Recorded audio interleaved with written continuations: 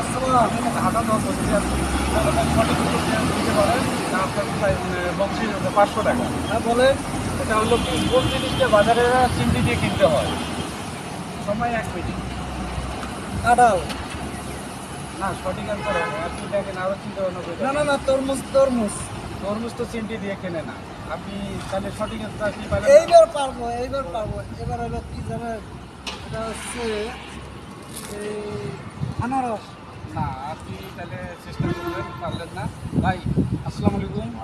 আপনি বলেন তো বাজারে যে কোন জিনিসটা চিংড়ি দিয়ে কিনতে পারে? আপনি যদি সঠিক উত্তর দিতে পারেন আপনার 500 টাকা ওনারে বললেন। কারণ আমারও আপনি যদি আমি যদি পারি 500 টাকা আপনি বকশিস আছেন। সময় 1 মিনিট।